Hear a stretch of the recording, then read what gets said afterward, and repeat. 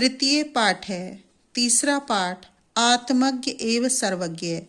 आत्मज्ञ ही सर्वज्ञ है या आत्मज्ञानी ही सर्वज्ञानी होता है। याज्ञवल्क्यो मैत्रेयीमुवाच।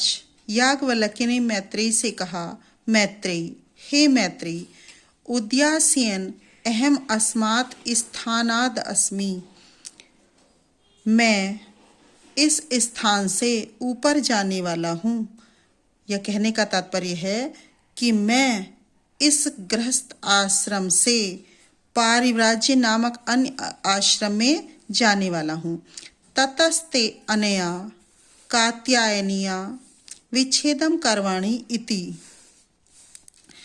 अतः या इसलिए कात्यायनी से तुम्हारा बंटवारा कर दूं। धन संपत्ति विच्छेदम बंटवारा करवाणी कर दूं। काहे का? जैसे धन संपत्ति आदि का। मैत्रेयी उवाच। मैत्रेयी ने कहा, यदि हम सर्वा पृथ्वी वित्तेन पूर्णा स्यात्। यदि संपूर्ण पृथ्वी धन से पूर्ण हो जाए, ततः किम तेना अहम अमृता स्यात्मिति। तब क्या मैं उससे अमर हो जाऊंगी? याज्ञवल्क्य उवाच। याज्ञवल्क्य ने कहा, नेति, नहीं। दूसरा पैराग्राफ देखिए। यथैवोपकरणं वता जीवनम तथैव ते जीवनम स्यात्।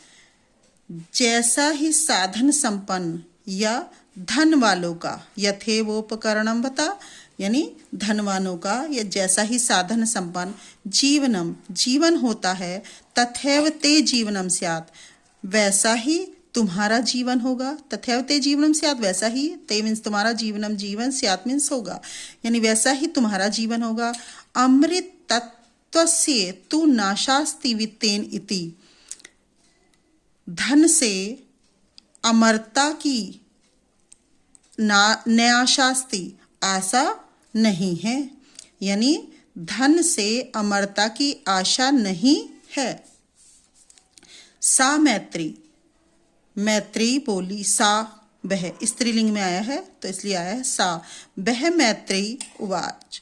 वह मैत्रेयी बोली, ये ना हम ना अमृता स्यात्, यानी जिससे मैं, ये ना हम ये जिससे अहम मैं नहीं, यानी जिससे मैं अमर नहीं होंगी। किम अहम तेन कुर्याम, उसका मैं क्या करूंगी, यानी जिससे मैं अमर नहीं होंगी उसका मैं क्या करूंगी।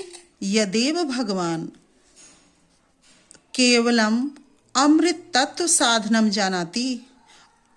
भगवान आप अमरता का यदेव जो अकेला साधन जानते हैं, आप जो अमरता का अकेला साधन जानते हैं, तदेव में ब्रूहि, वह ही मुझसे कहें। याज्ञवल्क्य उवाच। याज्ञवल्क्य बोले, ये याज्ञवल्क्य ने कहा, प्रिया न सती त्वं प्रिय भाससे, कि हमारी प्रिया होने के कारण या तुम प्रिया होने के कारण तुम प्रिय बोलती हो या प्रिय बोल रही हो, भास से बोलती हो।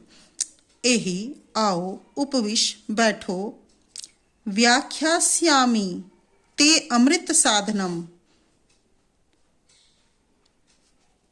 व्याख्या करूंगा ते तुम्हारे लिए अमृत साधनम, अमरता के साधन की, यानी मैं तुम्हारे लिए अमरता के साधन की व्याख्या करूंगा। इसके आगे देखिए। याज्ञवल्क्य उवाच। याज्ञवल्क्य ने कहा, नैव अरे मैत्रेयी पत्यो कामाय पति प्रियो भवति। अरे मैत्रेयी, पति की कामना के लिए पति प्रिय, पति की कामना के लिए पति प्रिय नहीं होता न। आत्मनस्तु वै कामाय पति प्रियो भवति। अपनी कामना के लिए पति प्रिय होता है।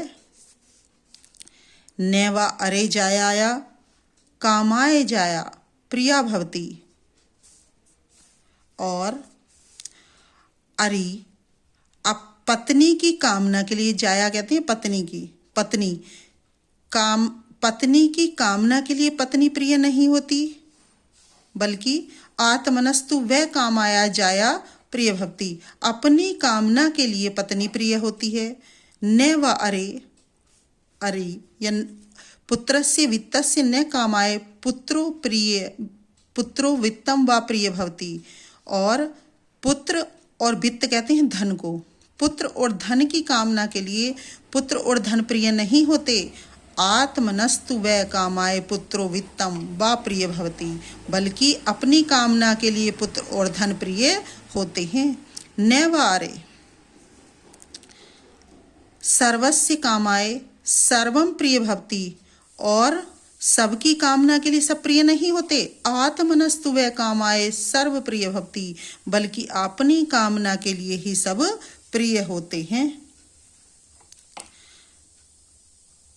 तस्मात् आत्मा व अरे मैत्रेयी, इसलिए हे मैत्रेयी आत्मा दृष्टव्य, आत्मा दर्शन के योग्य है। दर्शनात् श्रोतव्य, और क्या है, आत्मा दर्शन के योग्य तो है ही, और दर्शन के लिए सुनने योग्य है। मंतव्य, मनन करने योग्य है। निदिध्यासितव्यश्च, और क्या है, ध्यान करने योग्य है। इस लाइन का एक बार और देखेंगे। इसलिए हे मैत्रेयी आत्मा दर्शन के योग्य है या देखने योग्य है, दर्शन के लिए सुनने योग्य है, मनन करने योग्य है और ध्यान करने योग्य है। आत्मनः खलु, आत्मन है आत्मा, खलु मीन्स निश्चय ही, दर्शनेन दर्शन के द्वारा, इदम यह, सर्वम सब, विदित मीन्स ज्ञान, भवति मीन्स होता है। आत्मा के दर्शन के द्वारा, खलु मीन्स निश्चय ही, यह सब ज्ञान होता है, यह सब विदित होता है।